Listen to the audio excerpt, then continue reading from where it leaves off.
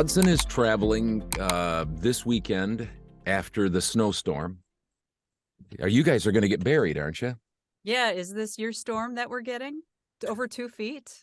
Well, I think you guys are getting more than we are. We're kind of on the line of freezing, drizzle, and snow, and then just above us is bad news. There's Hudson.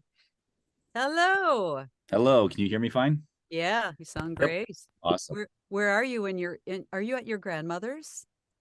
No, I'm in my own studio. I have a little cardboard thing there that has a couple pictures of some friends and stuff like that. Also my biggest week. And yeah, so that I'm in my studio. So You have a guest. Awesome. You have a guest there with you or not? I might, yeah, he's right outside here. I've got this too. Yeah, that's Kimberly's gift to Roy. Everybody He needs likes to that know a that. lot. Yep. Has it been a success? Yeah. Yeah, he likes it. He likes a lot of things to chew at this point. There he is. Say Oh hi. my gosh, how adorable. He He's is half huge. asleep. He is huge. What is he now, Johnny? You think is he 25 to 30 pounds, maybe? Yeah. Yep. So That's- Wow. Yeah. Yeah, he's 16 a big weeks. boy, I think. 4 months, 16 Yeah, weeks. about 16 weeks. Yep. Yeah, big boy. And do you still have a dog or dogs or Oh yeah, animals? Do you? yeah. I like Oh. having 2 at a time, but we Yeah. lost one a couple of years ago, so we're gonna wait to get the second one. But we have a Labradoodle, Okay. and this is our first time with that breed, and we've had Airedales in the past, so that's the biggest of the terriers. And this boy, he's just a lap dog. He's about 70 pounds, 75 pounds, and Mm. he is just all love, all love. So did he travel to Arizona? Oh, you drove out there, I take it. We did, yep, in a Okay. little tiny compact car, so he was squished into the back, and you couldn't even tell he was there. It was amazing. You were there from when to when, Kimberly? We left right after Christmas and stayed until I think we departed on the 6th. So it was 6 weeks. Of February. Yeah. We should Wow. have stayed a little longer, I think. Yeah. You should have stayed a few weeks. Yeah.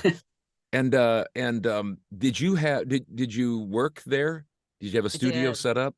I did. What Yeah, is that the first time you've done that? yeah. In fact, through the last 6, 7 years, I've taking vacation. You think you got to bring a mic and you got to Mhm. bring a few things. And you know what? After hauling stuff in an airport and getting stuff pulled out of your suitcase, Mhm. it's not worth it. It's just not worth it. Let your clients know, and then hopefully everybody can plan accordingly, right? But this Yeah. time, because it was so long, I Yeah. thought, well, here's a good test. One of the big perks of this job is being able to do it wherever. Mhm. So I learned an ironing board is a really good desk. And Okay. then I was in a closet, so I brought a couple of my blankets from the studio, and then I went to Home Depot and bought some moving blankets and just some spring clips. Mhm. And you're in a walk-in closet and a big old blanket over the top, and Yeah. my noise floor was okay. Yeah. Yeah. Hudson did the moving blanket for a long time. He just got a whisper room I back a saw that month or so ago. you had PVC pipe, right? Did you set up like a Yeah. Yeah, that's what I started with too. It Yeah, worked out okay for a while. I had to crawl in. Dad, I'd sometimes have him come in and check my audio and stuff like that, and he'd have to get down. It wasn't real practical it was good for a young guy to Yeah, get in and it out was of. it was a young he had to guy's crawl booth. in. Yeah, he had to help me up sometimes and help me out. It was embarrassing, but that's okay. I like his whisper room. It's just a walk-in door now. So, Yes. so did you stay busy or did it really hurt your Oh no, it your didn't hurt workflow? business. We probably went the best time because it was January and it was pretty quiet. Mm-hmm. But I had a couple of projects that are just ongoing. And like you, Hudson, I actually do some editing and Okay. audio. I audit a podcast for a good friend of mine. So when I have downtime, I just work on that. He's just got files and files and files of stuff he needs help with. So it's nice to offset that. And then, marketing, there's always something to do, right? Mm-hmm. Mhm. There's never downtime in this business. Do you feel more comfortable being home, in your studio, there's a comfort level, isn't there? A big time. You know, I just really, you appreciate what you have. You Mhm. leave for a while and you come back to this. And we took a guest room. And when I knew after the PVC pipe and the blankets, after that it got old, I said, you know what, let's take this seriously. I Mhm. hired a contractor and we kicked my stepson out of the house and said, fly, little birdie, fly. And I had a guy come in and he built, it's about 6 by 4. So it's a good size. And it's double insulated. And then I have Mm. foam and blankets. So my noise floor it's 65 to 70. It's good. It's Yeah. good. Good The for dog you. barking will get through, you I know. suppose. Yeah. Yeah. Did you say this? Are you in the basement or are Yeah. you okay? Yeah. That seems to help quite a bit. The cement helps to be able to do some soundproofing, it seems like. It does. You know, it's funny though what comes through. Like there's a train not that far away Mm-hmm. and I can hear I can see the Yeah. low frequency, Yeah. right? And Yeah. it's kind of funny, but Yeah. it doesn't take away from the quality of the sound, so it's all good. We're trying to kind of resurrect Yeah. these interviews. I don't know how many we did, Hudson. Did we do maybe probably 5 or 10? 6. No, maybe. Okay, not quite 10. But we kind of moved our podcast in a different direction, and so we wanted to kind of have these again, and we thought, well, let's get Kimberly on the line. So we don't want to keep you a long time. We're planning on like, a half an hour. And in all honesty, that's how much Zoom time we have because we don't pay for Zoom. So Ah, it's not like some sort of an editing thing. But we just wanted to kind of get to know you and let other people get to know you in the VO Marketing Pro group and out from there. How many years have you been doing voiceover? I started full time, so I quit my corporate job the end of 2016. But before that, I stumbled upon a meetup group where it was a little studio in Minneapolis. And I think what knew they were going to do was start up a little talent agency, right? Mm-hmm. So with this meetup group, they were able to get kind of fresh, raw talent in. Mm-hmm. And it was great experience for us because we got real time in front of a microphone in a booth. So this guy had his own, he still does, an audio engineer with his own company. And then they did a demo for us. So that was all really, very hobby-ish, fun. I kept the corporate job.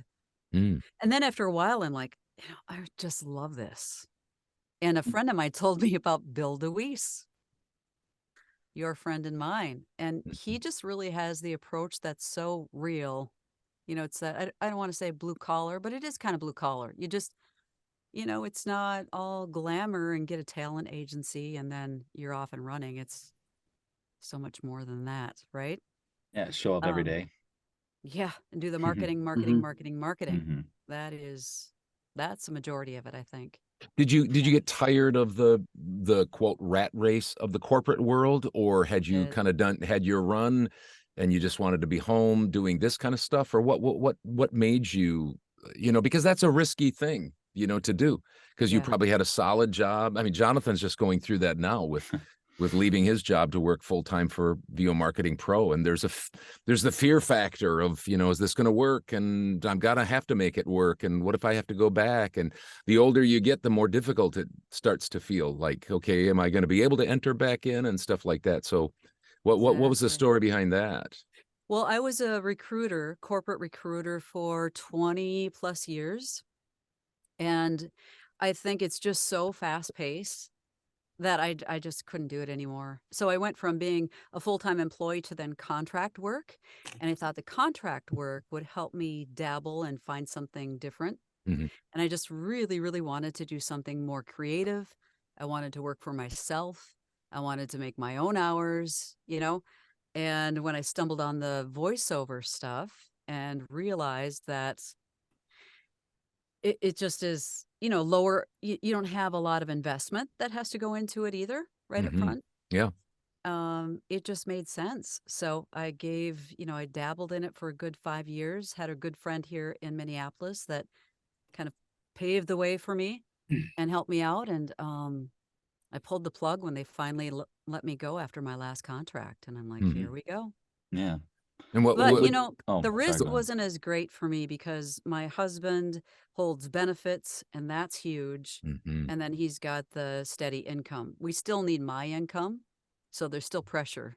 But Sure. it's not, I think, like a lot of people. You have to work to support your family. Yeah. Yeah. Would you say that that those things that you mentioned, working for yourself, your own hours, the creative side of it, would you say that's part of your favorite part about VO, or is there something else that you do, that getting into it and doing it for a while now, you're like, I didn't know that was gonna be my favorite part.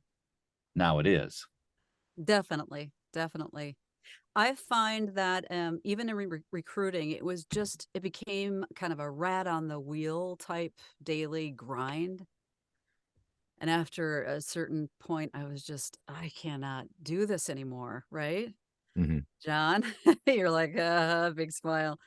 Um, and, scary to do your own thing. But I Mhm. think with this profession, not only do you have all of the different genres to explore, I mean, you could go political, audiobooks, Video characters. It just games. goes on and on and Mhm. on. Yeah, video games. And not only that, but the business side of it, where when it's your own business, it's hard to turn it off. There's always something. There's the Mhm. marketing and the bookkeeping and the taxes. And so it just keeps me challenged, and it's really, really rewarding. Yeah.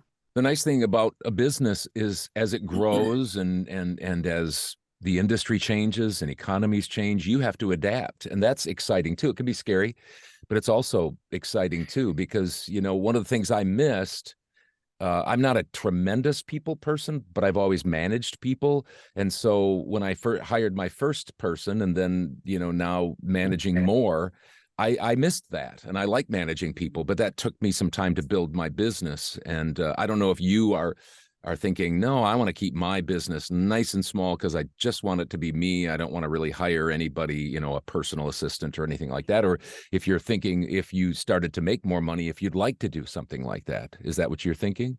I think I'll have to when I hit a certain point, right? I Mhm. think when you get closer to six figures, you just have to have somebody managing the books and the marketing. And I think, is it your wife, your mom? She does the books for you guys. Is that right? Yeah. Yeah. For Yeah, Yes, you, yeah, I do my own. Okay. yeah. Yeah. Damon does our books. Well, he in conjunction with my mom. And we Okay. also have a tax preparer Yeah. and a company, a professional company, just because of all of the clients that I work with, and then VO Marketing Pro, having 6 sons, and just all the legalities. There's just so much there that yeah, we won't get into all the governmental things and all the taxes and stuff, but there's just a lot of things to wade through, even just Yeah. as a solopreneur. And Yeah. so, yeah, I can see that. And so tell us a little bit about your, like 2016, were you just like, is that when you found Bill? Actually, it was closer to 2015. He had his playbook that Yeah. he was marketing then. And my friend had already told me, start watching his videos, which those in themselves they're very valuable, Hmm. right? Mm-hmm. He just makes it sound so he's just got a real it's a real approach, Yeah. He's don't Right. count on genuine. it. Yeah, very, very. Mhm. And I can't even tell you how many times do you meet somebody in voiceover and they finally land a talent agent and they just think, oh, I'm golden, Yeah. right? Yeah. And the first couple of times that happened to me, Hmm. I've had maybe 1% of my work, if that, comes from an agent. And that's not everybody's story.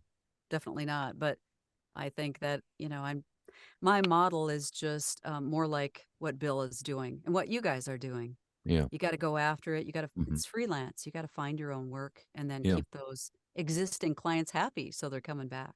Yeah. And Yeah. do you feel like you're moving? I think I asked you when we talked about you coming on with VO Marketing Pro, are you feel like you're moving in a good direction, or are you having struggles with the economy and all these things, and with you went through COVID and the Yeah. shutdowns and stuff like that? Tell us a little bit about that part of it. Sure. Yeah. So, starting out of the gate, because I already had some experience with the online casting, Hmm. I was hitting it hard. So, like 20 to 25 auditions a day. And my first year, I think I came in my first full year close to 30 to 40,000. So I did okay. Yep. Wow. Yeah, that's And very then the good. second year, I came in a little bit higher. And then I just can't seem to get above like that 45,000 mark. And for some, that's good. That's, Yeah. that's where they want to be. For me, I prefer the numbers that you share with us Hmm. every week, Todd. Yeah. Yeah. Yeah. Wouldn't we I all? hear Wouldn't we you. all? The Yeah. overnight success, they say, Yeah. it does take time. But through you guys, what I've really learned is that looking at my priorities, once COVID hit too, that was not good for me. It wasn't good for most of us. There are some voiceover artists that really they thrived, right? They just nailed it. Hmm. But that was almost two steps back. Mm. And so now I feel like I'm finally recovering from that. And a lot of my clients are no longer, they Mhm. Oh, folded. yeah. Yeah. Yeah. Yeah, which I'm sure you've. Mm. Huh. So, but what I was going to say is with you guys, seeing the templates that you put together and casting out to, clients, I now have adjusted my priorities to, okay, my marketing comes first. I do that in the morning, and then it's the auditioning or the work. And I even started the end of January, I started a marketing journal. So Mm. every day I'm like writing down who I marketed to, who's out of business, who Mm. responded. Good for you. Mhm. Yeah. Yeah, and that's helping me a lot. I like the lists. I like to see it helps me feel a little bit more productive. Hmm. And I'm a big fan of what is his name? James Clear, Atomic Habits. Have you Hmm. guys read it? It's I just about haven't. creating really better habits. Hmm. And I think if I can do this for 6 months, I'll feel like I'm on a good track. It's Yeah. that muscle memory. You got to shift gears and make Yeah. it happen. Yeah. Yeah, and I think you learn to triage, and as you get busier and busier, then what happens is you do your work and your revisions and respond to people, and then you might do your marketing, and if a hot lead comes in, you take care of that. You just learn to adapt that. But I like the marketing. If you're not busy at that point, I mean, I tell the boys all the time. That's what I did at first. It was basically 8 hours of marketing, cold calls, running up and down the stairs, going back, doing emails, and then maybe a job here or there, and then right back to marketing. And so, where are you at with that? Do you think like when I first started, it was 100% marketing and zero jobs, and then within a year, maybe it was 10% work and 90% marketing? Are you 50-50? Like not that you Yeah. work an 8-hour day, but what is, are you about that now? I would say Time spent? 50-50. Yeah. Yeah. I work weird hours. I don't know. It sounds like you've got pretty consistent normal business hours. Is that right? Yeah, so, well, You get somewhat. up really Yeah. early. Yeah, I've yeah. heard. If I don't sleep, I'm up. I try not to work. I try not to start working in the studio if I don't have to, at 3 o'clock in the morning or something, because I like to wake up a little bit better. But yeah, I try to get in around 8 o'clock, into the studio and work till, 4 if I need to. I'm in and out. But anyway, you Yeah. you have a different schedule, you were saying. Yeah. Yeah. I mean, I don't get up until 7. Then I like to go work out. And then I Mhm. walk the dog. And then by the time I get into the booth, I'll get my marketing done before that happens. Because now that's got to be my focus. Otherwise, there are way too many distractions for me. Mm-hmm. Yeah. Way too many distractions, Hear you right? on that. Laundry, yeah, whatever. So, and then once I get in the booth, I work till 5, break for dinner, and then my husband does his own thing, and I go back into the booth until like 8 or 9. So it's still an 8-hour day. Yeah. It's just split up. Yeah. I like it that way. However, Yeah. I wonder if it does impact my sleep because I have Oh, issues with some insomnia. yeah. Yeah. You mean you're Sometimes, go yeah, ahead, go Hudson. ahead. No, I just sometimes, like for me, who's new at this. I mean, I'm not even 2 years in yet. I work when I can, when I have to. I Yep. mean, I'm putting in time doing it. But if a job comes, I had a job on Sunday, I'm going to do it because I can't Yep. afford to lose that. Yep. So it's whatever time I usually go to bed around 10:30 at the latest. And if something comes up in the middle of the night, I'm not going to wake up and do it. But it's you know whenever something comes in, it's like, all right, I'm on that quick because I want to service them well. I want them to know that I'm maybe a step above of everybody else in getting back to them and stuff like that. So anyway, Right. that's Well, how and the it is for beauty of me. this too is that it's so international that a lot of my clients are in India or Mhm. China or, so you've got that huge time Mhm. difference. And you want to be able to respond quickly because when they're sleeping, as soon as they wake up, you want it in their inbox, Yeah. right? Mhm. So I hear Yep. you. Yeah, if it's weekends and I'm around, which usually we are, definitely I'll work a little on a Saturday or Sunday because most of the rest of the voiceover community is not. Correct. Mhm. Yep. Yeah, exactly. Correct. Yep. Have you found as you've worked in it now, what, almost 7 years, have you found like you're niching or niching into certain areas? Do you do a lot e-learning? Do you do, I know you do political, right? Yeah, that's been my biggest win with you guys. So prior to that client, I was working with a coach for maybe a month or so, specifically on political reads. Mm-hmm. And then this client, landed right in my lap. And I think I booked 6 jobs with that Sounds group. right. That And I sounds right. love it because it's short, Mm-hmm. 15 to 30 seconds. It's got to be on the right side of my political views, somewhat, right? If it were about a certain topic that's sensitive to me, probably wouldn't touch it. Sure. But it's definitely a genre that I hope to continue. And funny because the other one is, politics just get everybody so revved up. The other side for me is meditation, which I've been doing more and more of that, and I love it.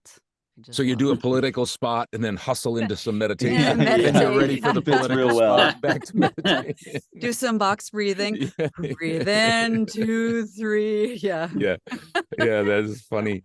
Yeah, and so, hang in there because 2024 is going to be another huge political Yeah. and it Yeah. starts a year before, so we're going to start hearing it pretty soon. As much as Right. we don't want to, we're going to start hearing about it, I'm sure. Yeah. Yeah, I was gonna, did you guys have some other questions?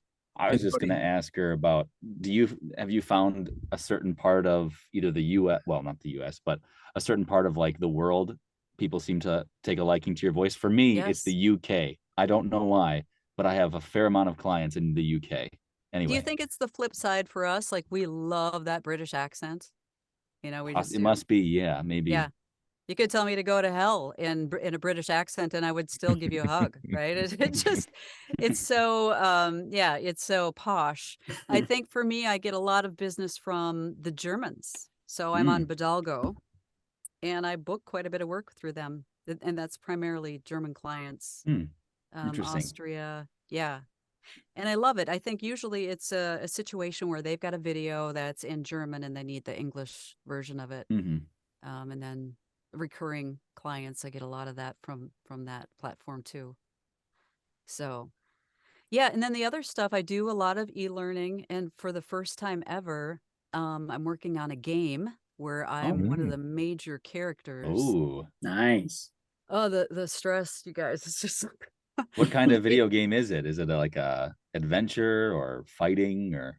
Yeah, it's adventure. It's very vintage, so it's a 2D point and click. Hmm. So not your virtual reality high tech. It's and there's an NDA I signed until it's all said and done, so I can't Okay, sorry. disclose any true specifics, but I'm the mayor of a town and I've got a very pretentious, attitude and sophisticated, and I've got 8,000 lines that I'm Oh, working my way wow. through. And is Yeah. that all live directed? No. Oh, it's not. Well, that's nice.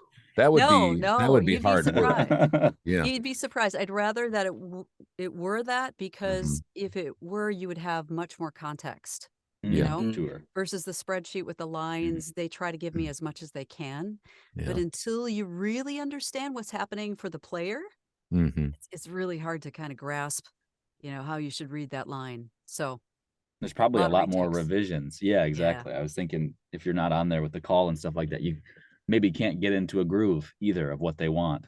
Yeah, So it's true. Yep. So I've had the first round of pickups out of like 2,500 lines. 300 had to be redone. But, it's a great learning experience, and it is gorgeous. Whoever they chose to illustrate this game is just, Oh. it's beautiful. So it's really fun to get into try a new genre and play around with that. One of the nice things too about having this large continuing work, if maybe they're real pressurized, but sometimes it's just nice to have something there. Even for me, I know, especially early on, it was just nice to, I have something to do tomorrow. I know I have something to do tomorrow. Yeah. And so that's kind of nice. I don't know if you feel that way or if it's more pressure, but it's nice Yeah. Hudson had some stuff from, was that, where was that client from, Romy? Oh, she's from she's Dutch. So Dutch, yeah. And you had a lot of Netherlands. stuff There we to go, do for her Netherlands. for the whole Yeah, first part of the year. She's been, well, that client has been really nice. I got that on Upwork, and I've been able to count on that. It's been 55 scripts altogether, and we've done them in sections of 10. Wow.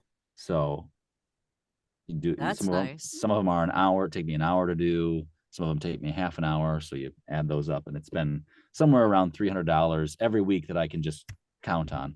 And I'm doing the last 2 this afternoon, and I'll have to find another client to fill me in, or else I won't be getting up to my 750. So there's the That's a nice pressure. little gig. Yeah. Mm. Yeah, that Yeah. and sometimes I wish that I could get into audiobooks. Todd, I think did you do some audiobooks early on? Yeah, I did almost 30 in the first Wow. 3 years. And that was good for me too, simply because I was, in the studio. I had to do a lot of editing. I had to, I was in radio, so I didn't really need practice on reading, but just doing different types of reading. So that was pretty good. What were you going to say? It's just such a long, brutal, that long form narration. I just don't know if it's my thing quite yet. I hope, because I love listening to audiobooks. But taking them on and producing them, doing all of your own editing. I've heard a lot of people hire out the editing, but boy, the pay just really is so low. That's the problem is the, the ROI, not only of just doing it, but also then hiring somebody and paying them. And then that cuts down obviously on the end amount of money that you make. That's always difficult. That's one of the reasons why, if you get with the right political people, I mean, a lot of times those pay a lot of money. And two, with your mature voice, I think, medical, not that even medical narration, even if you don't want to do medical narration with all the technical terms and stuff, just people that are like my age and older, baby boomers, we're all getting older. And so there's a lot of things to explain, and it's just real commonsensical stuff, real easy reads. But there's a whole, group of stuff that, pharmaceutical stuff, how to sign up for things on the internet for older folks. And a voice like yours, I think, would work really well with those things. I don't know if you found that already, but I can see that going. That's a big niche for me, is the healthcare. So one of the first gigs I landed was cancer. There was a cancer center in Iowa or something. So yeah, to your point, it's a lot of the or deeply emotional gigs, which I just like that stuff. So yeah, healthcare, Medicare, senior care, all of that is definitely that low. Well, that's just where my voice, I think, is where I found it's the best fit. Yeah. And you stand out too. I think that's where Hudson stands out, because there's a lot of guy next doors, young guys like him, but they have a higher register, and he has a guy next door lower voice, which stands out. Sometimes it keeps you out of the game because they want the typical, hey, I'm this guy, that kind of thing. But a mature voice that's not old. And that's what you have. It's a mature voice, but it's not an older, an older female voice. I think that can really serve you well. I don't do a ton of long form narration. We found that. I mean, you steered me away from. Fortunately, I had my dad as a precursor, but he steered me away from audio books because of that. So I've never done an audio book, thankfully, and but I don't do a lot of long form narration. Now this stuff with the woman from the Netherlands, that's been a little bit longer, but those scripts usually only run about 4 to 5 minutes. So that's not, in my opinion, very long. I agree. So I haven't done like I'll edit for my dad, and he'll have 25-minute scripts, which are no fun to edit, but they're Especially well, listening to your that's dad's one, yeah. voice. Yeah. Yeah, that's tough. My wife goes on record with the boys. And she says, I like to listen to Todd's voice. I like course to she edit does. Todd's voice, but she's a glutton for punishment. The boys, not so much, that's for sure. They've all had to edit for me in one time or another. So they've all had to put in their time. We've only got a few minutes. John, were you going to say I something? had one quick question Yeah. regarding the marketing, of course. But I was wondering, you talk about doing marketing, and we really enjoy hearing that because we really preach that approach. I was just curious, how do you go about it? Do you target it more, like we're talking about, whether it's medical or meditation work, or how do you find those places? I guess is what I'm asking for your sake specifically. So what I do, and this is why I think it was hard for me to really kind of get some momentum going, is I don't like to blast out really cold messages. So right now, when I started my, new efforts here in January, I've gone through all of the clients that I've ever done business with. And that has taken me back to 2017. And I am getting some that, there's kickback where they're no longer. Mhm. But that'll take me, I think, through at least another month. And then what I'm going to do is I've got the clients that I can see on certain online casting that they've liked me. Mhm. So you can, Mhm. as a recruiter, I had to work in LinkedIn quite a bit. So I know how to navigate LinkedIn really well and find the people. And then, connect with them. As a matter of fact, with the warm leads that I get from you guys, my next follow-up is to reach out to LinkedIn and say, hey, thanks for connecting with me. Mhm. Wanted to touch base. It's been a few months, and just wanted to see how business is going, or whatever the message is, right? Mhm. Yeah. I like having a true non cliche or salesy approach. That's not me. So, or either that, I'll try to pull something from their social media that I can say, hey, saw that video, it was fantastic. And, just to remind them that I'm out there. Yeah. But yeah, and then I've got lists of other efforts I've had that I'll just revive those or resurrect those and work through those too. There's never a shortage, right? I think Bill has said this many times in Utah that there is plenty of work out there. It's There's just, so much work. Yeah, there's so much work. It's just mining yeah, it, and finding it. Yep. yeah, mining it too. I mean, like going to the mine and harvesting it. So yeah, I think Yeah. and what I hear you saying is just good news. It's music to our ears because like I've said, other people, VO Marketing Pro will do their side, you do your side. And if both people are working together, there's something psychological that goes on when you get a client. Even if you don't get it from VO Marketing Pro, you get something from your marketing. You say marketing works. And so you want to keep doing, you just want to keep doing it. And so hats off to you for doing that. That's great. I'm glad for you. And not that you're willy-nilly, but any kind of marketing you can do is just a good, it's just a good plan. And you're trying to be as systematic as possible. And I know early on I wasn't systematic. I mean, I was just doing as much as I could. I'm not saying that's the plan. That should be the plan.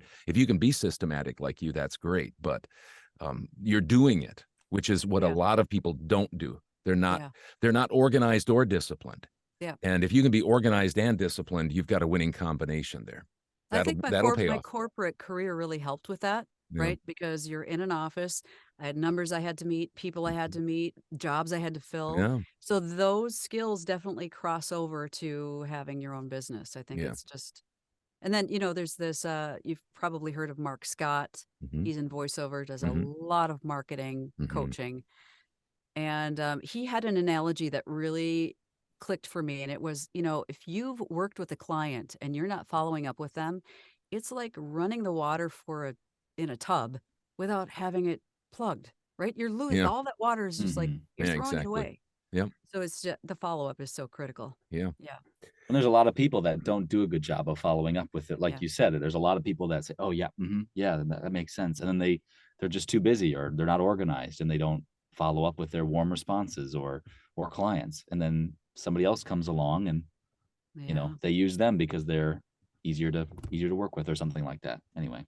Yeah, There's a- customer service is huge. yeah. Right?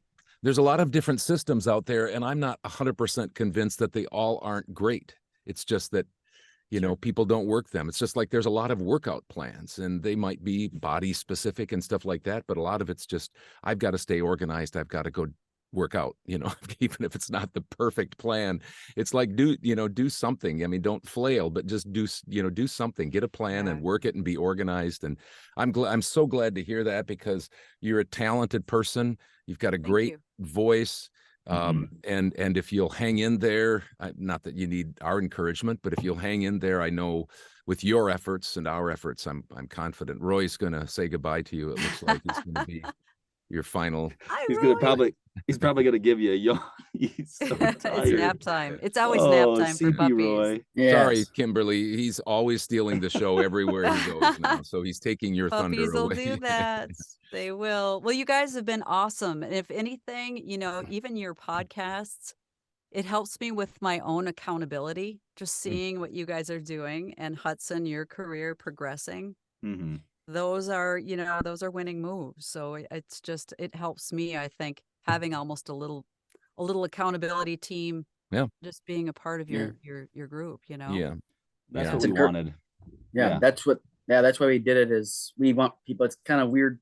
It can be odd to be working for somebody that you live about 260 miles away from us, but a lot of people live further away, and it's kind of nice to get to know where you're, you know, who you're working with and who you're sending your money to. And we want to be upfront and be honest and open people. So that's why.